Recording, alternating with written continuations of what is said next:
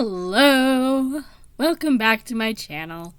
If you haven't been here before, I'm Jamie B. I read a ton of books.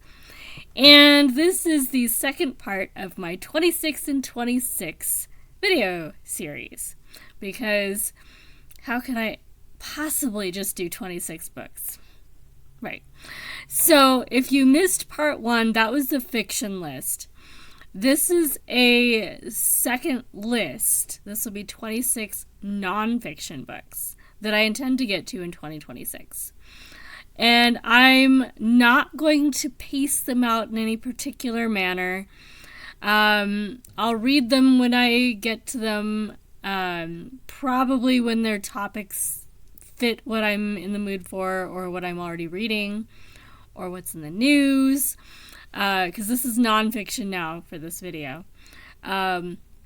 If you haven't been following me for a while or missed this part, I volunteer at a Friends of the Library bookstore. So it is a donations-based used bookstore, and I run the history section. So my reading has gotten a lot more history heavy lately. Initially, I was a little bummed that I didn't get political science because that's what my master's was in. But I don't know if I want to read those books. So, I'm quite happy to have history. I actually have a lot of political material in my history section. So, my degree definitely comes into play with the books that I'm sorting and pricing and selling. So, yeah, that's who I am, kind of, sort of, a bit, anyway. So, for now, for this video, we're narrowing things down to 26 books. Am I only going to read those 26 nonfiction books? No. I am at the point where, for 2025, I've finished over 450 books. So the 52 total books in my combined 26 and 26 lists is just a fraction of what I'm probably going to read in 2026. I am hoping to be moving sometime in the second to third quarter of the year, probably closer to the third quarter of the year. So there will be a little less reading during that and a bit of chaos. So I might not top my numbers from 2025, but I'm not chasing the numbers. It's just what happens because I like to read, and I like to read a variety of stuff, and I'm immersed in books. Yeah. So we'll see what 2026 is like. But for sure I'm going to read most of what I've come up with for these lists.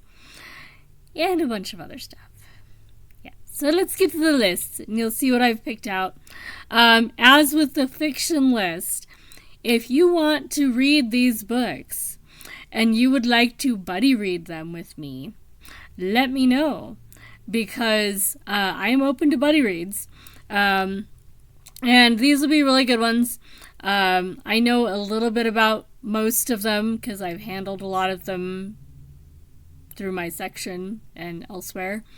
So they're not just some random books I pulled off a shelf. And they're heavily US focused. But there is some world focus as well. That's partly just the books I've been interested in lately, and that I want to get to. But that doesn't mean that's the extent of all my history reading either for next year. So let's get into the books. Let me grab the first stack and we'll start chatting books. Okay, so I got my first stack, and the first book on the stack is one that I picked up from a free books table when I was an undergrad. I've had it for a while, and it's an older book anyway. I think it's from the 70s. Let's not drop it all over the computer. I'm pretty sure that with this formatting and everything. No, 1964. It's even older than that. Which makes it more interesting because this is the Red Scare, a study in national hysteria, 1919 to 1920. So this would have come out not long after the McCarthy era, which was all about the Red Scare and rooting out people that don't think in American ways, as determined by people that are very similar to some of the people that are currently in power in the United States. So this is very timely. But it's interesting, this book, published in the 60s, is not talking about McCarthyism. It's talking about 1919 and 1920. So, just as a lot of people now are reading about McCarthyism and this era to address our current issues, this book probably came out when it did because people were concerned about the McCarthy era. So, yeah, so that's kind of fun. And it's also relevant to the book I'm currently reading. A little bit of an aside, but I am currently reading this one, Blacklist by Jerry Ludwig. This is actually a mystery. There's the mystery sticker from our library, because this was originally a library book. This one's about the McCarthy era. So, very timely. I might even start with Red Scare in January, because this Blacklist book will have been one of the last 10 books I finished for the year, probably. Well, I don't know. It's the 19th as I'm recording this. So, we have over 10 days left in the month. So, it is possible that there will be more than 10 books between now and the end of the year. But still, I might read Red Scare as one of the first ones that I finish out of this set of books. It's not one I expect to be a buddy read. It's one of those that unless you're in academia and have a bunch of random books from the 60s, you probably don't have this book. And the library probably won't have it unless you have a university library on hand. And even then, they might have to go to storage to find it. So it will be probably interesting. We'll see how it goes. Next up, we have The Unexpected Spy by Tracy Walder. This one is about a woman's career in the FBI, taking down some of the world's most notorious terrorists. This is fun. And also relevant to Blacklist, because there is an FBI agent that's doing this kind of stuff. So, yeah, that will be fun. Then we have The York Patrol, a real story of Alvin York and the unsung heroes who made him World War I's most famous soldier, by James Carl Nelson. So there's that. World War I. This one, I was in a bad mood, and I saw this one. I was like, I will probably be in this mood again, and this might help. Intellectual Morons, How Ideology Makes Smart People Fall for Stupid Ideas, by Daniel J. Flynn. More sociology and psychology, which I do have an undergrad in psychology, so I lean that direction sometimes as well. And yeah, I will probably save that for when I'm really annoyed and need to let off some steam, because I have a feeling it might help. The Teapot Dome Scandal, How Big Oil Bought the Harding White House and Tried to Steal the Country. Another very relevant story for modern day. This one is by Leighton McCartney. I've heard about this scandal. I did AP American History in high school, and it was in there. It was maybe a paragraph or two. We didn't focus on it very much, and it didn't make much sense to my, 14, 15-year-old brain, and I didn't have the background for it to mean much. So if I had read this one back then, I would have not probably got much out of it. But, a couple decades later, I think this might actually be a really interesting book. So I'm looking forward to it. My teenage self would be cringing. How could you possibly want to read something so boring? But, well, we'll see. Then we have The Age of Acrimony, How Americans Fought to Fix Their Democracy, 1865 to 1915. There's kind of a theme to some of these. There's been a lot of eras where the United States has had major challenges to its economy and its democracy and the rule of law and the ability of the three branches of government to check each other. All of that has been challenged before. What we're seeing is concerning, but not new. It'll be new if the bad guys win. But we'll see. In the meantime, we're doing some therapeutic reading. All this has happened before in different forms. Oh, it's not lost just because it looks crazy.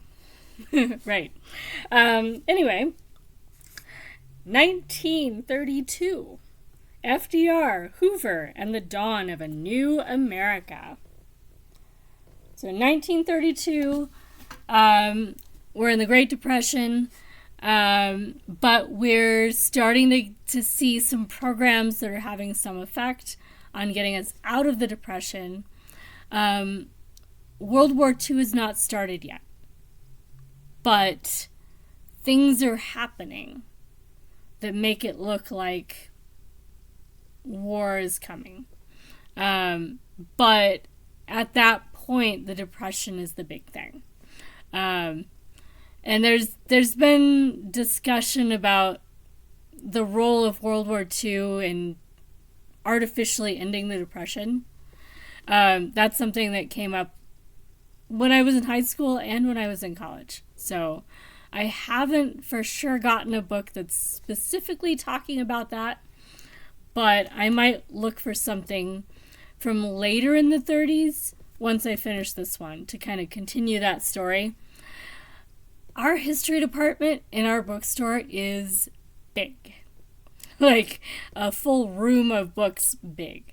So I have a lot of options to pull from. So if any of these spark my interest, there may be extra books following on to those from my section. And hopefully, after I read them and can tell my customers, oh, this was a great book, then they'll buy it. It works in the past anyway. I've noticed when I've been looking in my section that most of the books that I really liked have sold. I don't have a lot of copies of ones I've already read. And I used to. So it is working. Anyway, we will move on to an author I'm a little concerned about. This is one where I kind of want to read this book just to know whether he's a legit historian. Because Brian Kilmeade has been in the news as kind of an influencer and a ultra-conservative dude that says things that I can't see being straight history. Propaganda, but not history. So his books seem to be like history for the popular reader. So, I don't know. So I made sure to include one in this stack. I have a couple others by him in my section. And I just need to read them and see whether they're serious history, whether they are cherry-picked history, what the sources are like, what the quotations are like. Is this, full quotations or picking sentences he likes, that kind of thing. There's ways of using history to tell your version of a story that make me cringe. And I'm concerned about this one. I was concerned about Bill O'Reilly and his series because his political stance in his non-history writing is really obvious, and he's more known for that than usually the history writing part. But in his case, his history books are pretty good. There's things that the diehard history fans complain about, but it's more like they had favorite elements of that story that O'Reilly didn't include.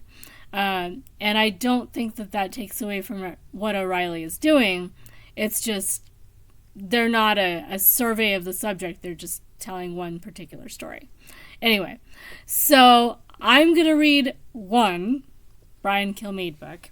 And this is George Washington's Secret Six, the spy ring that saved the American Revolution.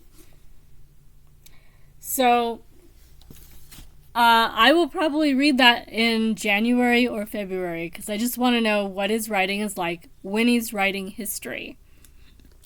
Because a history writer can be outspoken in a particular direction outside their books and still do legitimate, responsible history writing. So I'm not going to write him off as a propagandist until I know that he is a propagandist. But I have my concerns. So we'll see. One of the first in the stack, anyway, that I'm not sure is going to be a 5-star. Liberty's First Crisis. Adams, Jefferson, and the Misfits Who Saved Free Speech. Yet another book where there was a crisis. And we ended up where we are through that crisis. This one is by Charles Slack. Not as exciting a cover as some of them. There are a lot of them that are just white with kind of a token picture on the cover. But at least I think these are people that are supposed to go with the Adams and Jefferson. And one of them has a flag on his mouth, like he's been muzzled, kind of. So anyway, I think I would have done more for the cover design, but I'll find out. This one is going to be the first of two, I think, by Joseph J. Ellis in my 26 and 26. I have two other Joseph J. Ellis books that I brought home a couple days ago so that when I'm ready to read Ellis, I can read all four and maybe a couple more, actually, because he's written quite a few books. And I want to do some author-focused displays. So this will be one of my authors that I focus on, along with David McCulloch and a bunch of others. Simon Winchester. I've finished 2 of his books so far, I think. And both were really good. And Bill O'Reilly. I am impressed with his storytelling. Anyway, this is First Family, Abigail and John Adams. So that looks good. I had not even thought about John Adams, really, until the Hamilton musical. So what comes to mind with John Adams is that line where the king in Hamilton has just been told that John Adams is the new president. And he's like, what the heck? That can't be. I love that. Anyway, so now I need to know more about John Adams outside of the musical. So anyway, I'm going to grab the next stack of books and we'll continue. Okay, next stack. So this first one is a library binding of Aaron Burr, The Proud Pretender by Holmes Alexander. And this book is actually an older book from 1937, reprinted in 1973. So this one was available in my history section, and it didn't sell, and it was on the shelf available for sale for years. And it just doesn't look very exciting. Even with my Hamilton display, I had a couple books about Burr. And one of them did sell, but the other two didn't. And the other two had been there for quite a while. In July this year, I did a Hamilton display for my history section. And put copies of Hamilton and all the other topics that come up in Hamilton that I had books about. So I might bring the other Aaron Burr book home and read it as well when I read this one. This is the one that's actually going to be in my 26 and 26, but it might be accompanied by a second book about the same man by a different author. So we'll see. It depends on my time and whether that book sells. Sometimes just my paying more attention to a book, and I just display it better or something, or my customers notice that I'm paying attention to that book. I don't know. But just my paying attention to a book can make it sell, which is weird. So I'll be like, oh yeah, if it doesn't sell by Friday, I'm gonna go and get that book and read it so I can write up a blurb about it, and I'll go look for it, and it's sold in the interim, even though it had been there for 3 years. Yeah, who knows? So I'm having fun with that. If I can figure out how to do it, I want to have my own bookstore, donations based, used bookstore, probably with a craft section as well. It would also be donations based, nonprofit. This is all something that I do want to do if I can figure out how to do it. I need some people to go in on it with me, but and I would have so much fun doing this for the rest of my life, figuring out how to sell books to people where you're matching up the right books with the right people and all that kind of stuff. It's so much fun.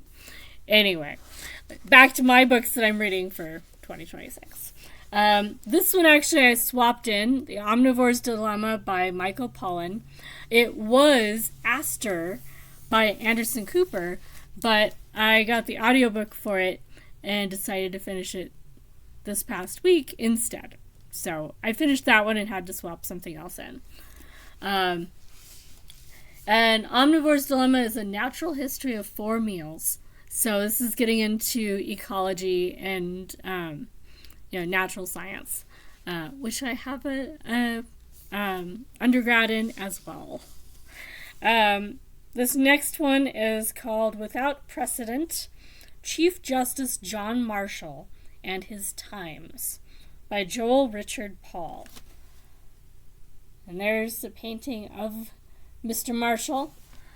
I'm curious about what it would have been like to be in the early Supreme Court where there was no precedent, which I'm guessing is where the title comes from, because the Supreme Court now makes their decision based on established law and precedent and the Constitution.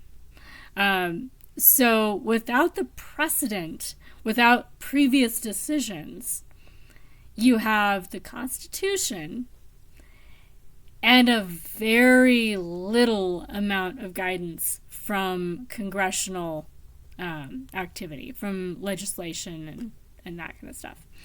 So making decisions that are going to stand the test of time be a bit trickier. So I'm curious. Again, not a thing that I would have been reading as a teenager. So I've definitely gotten old. This is the other Joseph J. Ellis book that I've got in my 26 and 26, called American Sphinx, The Character of Thomas Jefferson. Another of the characters in the Hamilton musical. Jefferson was ambassador to France and then came back and became a cabinet member and all that. very much like in the musical. And he did have a fondness for entertaining. And there's one in my history section right now, a book about how Thomas Jefferson introduced French cuisine to the United States and creme brulee.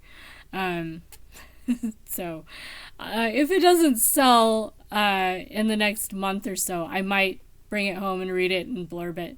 Blurbing it just means writing up something on a little index card and attaching it to the book so that people know that, oh, this is actually an interesting book. And it does help. It's not a very long one either, so if I haven't sold it by the time I get to this book about Mr. Jefferson, I might do the same month for both of them. So we'll see. Then we have 1776 by David McCulloch, who I mentioned earlier I'm hoping to focus on as well in my section. He's written a lot of really interesting looking books. This is just one I've been meaning to get to, and it's very timely. I actually have some really nice editions of this one that haven't sold either. So if they're still around, I might bring one of them home because it's an illustrated edition. It's really nice. So that I can show it off before I take it back and see if I can sell it again. Anyway, that's one that might be a buddy read. I know of at least one friend that's interested in that book for 2026. So if you are also interested in reading 1776, let me know. And we'll figure out when we have the time and energy to tackle that book. It's actually not the fattest history book in my stacks, so I'm not intimidated by it at all. But I don't know how much my friend who I know is hoping to read it reads in this genre. So yeah, it's not intimidating. It's storytelling about a place and a time that we're familiar with. And yeah, it happens to be true. Anyway, I also have 107 Days by Kamala Harris, which I've heard good things about, and that one showed up in the sorting room, and I was due a book, so I adopted it as my book. Yeah, so that one's one I only just got about a week and a half ago, maybe. So yeah, that's actually when I got Aster too, but I already finished it. All right, so then we have A Swim in the Pond in the Rain by George Saunders. I read Lincoln in the Bardo by him, which is different. It was very creative. I did enjoy it, and I did immersively read it, which is something I highly recommend because it's a play. So the audiobook, you can hear the different characters. But if you just had the audiobook, you might get a bit lost. So if you can read it and listen to it, yeah, it worked really well. If you've tried Lincoln in the Bardo and weren't doing audio and print at the same time, and gave up because it was really not working for you, try it with both, and it might help. The Bardo is the like limbo. So anyway, an aside, but this one is actually nonfiction. It says it is in which 4 Russians give a master class on writing, reading, and life. And it was actually in a list of nonfiction, and I realized, oh, that's not a novel. So I pulled it out and added it to this, because now I'm curious. And then we have Beautiful Country by Qian Julie Wang. And I don't know if that's how they pronounce their first name, but I'll figure it out. Okay, so I'm going to put these up, grab the third stack, and these ones, you can see the empty gap right there. These guys live on that shelf. Once I've read down some of them, then I might actually clear the second shelf down on that one and make more space for my currently reading finished books. Yeah. But for now, 3 of the shelves on that bookcase are my 26 and 26 nonfiction. So let me grab the last stack and we will finish up this list. And then there will be one more video that I'll hopefully finish tonight before bedtime. All right, so here's the last stack. And there's some good ones in this section too.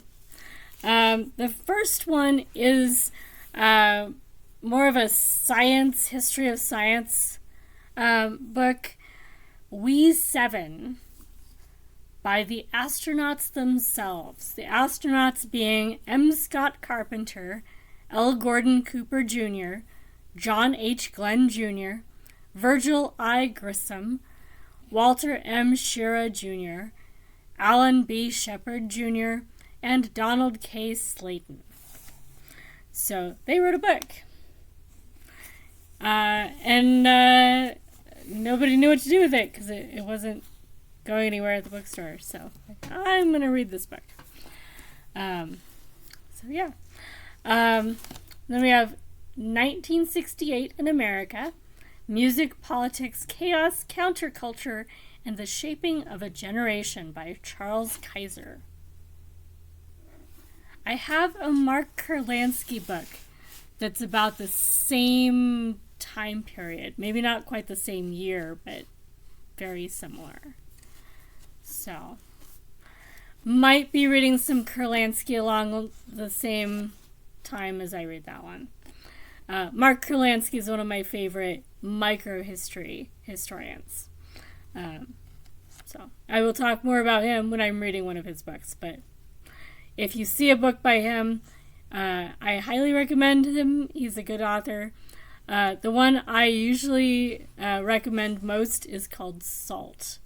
And it's a history of the world from the lens of salt and the history of our interaction with salt. And it's an interesting topic to try and explain, but it really works, and it's a very different way of thinking about history. Anyway, moving back to my list. Justinian's Flea, the First Great Plague, and the End of the Roman Empire. So, that looks good. Yeah. I almost didn't get that one. It was going away, and I was like, oh, I need that after all. So, it was rescued. It's kind of bowed. The spine isn't very nice. I think it's fine. It was a little bit more warped when I adopted it, but I had it in a stack of books for a while, and it's flattened nicely. So I think it'll be okay. It'll probably actually be sellable by the time I finish it. But when I adopted it, it looked less happy. So this one, it might be the first of the chunkier books that I want to start. 1920, the year of the 6 presidents. So this one, Warren G. Harding, Woodrow Wilson, Calvin Coolidge, Theodore Roosevelt, Herbert Hoover, and Franklin D. Roosevelt. I'm guessing they are simply all alive and influencing things at the same time. But I haven't thought about 1920 from that perspective, so I'm not sure exactly what we're getting into. But, yeah. This one may be the most intimidating for me. It's fat. It's fat and it's a paperback, so it means it's fatter because it's not cardboard making it look fatter. This is Champlain's Dream. It is about the European founding of North America. So the explorers that discovered the continent on which there were many people already living, but they weren't Europeans.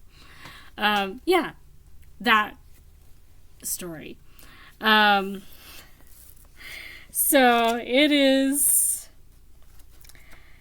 less dense than I was concerned it might be. It does have pictures, which is nice. And it has a lot of notes.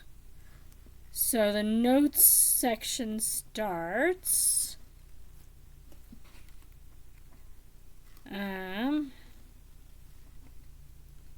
Let's see. Where's the small print start? Here we go. So the notes and kind of appendices start on page 532. So it's a chunky book, and some of those appendices might still be things that I would want to read. Might not get to this one until something closer to July or August. Or it might be one where I read a few chapters and then put it away and read a few chapters, and instead of just reading it cover to cover. Because it's fat. It's warped. I've been trying to market it like, here, I'll dock the price. Surely someone wants it. But they didn't want it at $2. So I'm going to read it. If it's really unreadable, then maybe it's just going to go on the free cart and I'll give up trying to sell it. But I won't know until I read it. And I will learn something, guaranteed, in these 500 to 700 pages, depending on how much of the second half is readable. Here's another chunky one, but less intimidating to me than the Champlain's Dream book. Ages of American Capitalism, A History of the United States by Jonathan Levy. There you go. My thesis topic in grad school actually was more in economic theory, political theory, and sort of intersections of cultures stuff.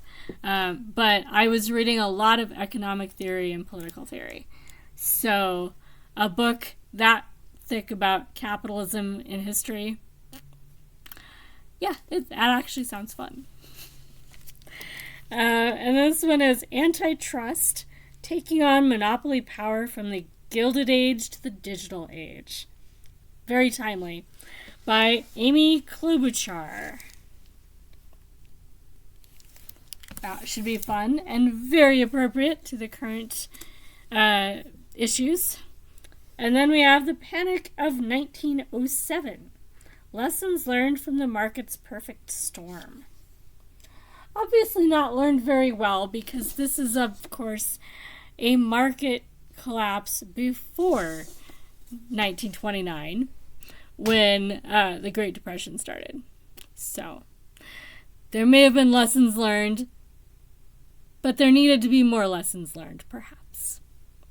Who knows? Well, somebody does. We're going to read a lot of books this year, or this coming year, and find out more. So by the end of 2026, I will have read several thousand pages more of American history, even without all the other books that I will also be reading. It's very U.S. heavy, as I said, but there will be other books mixed in as well.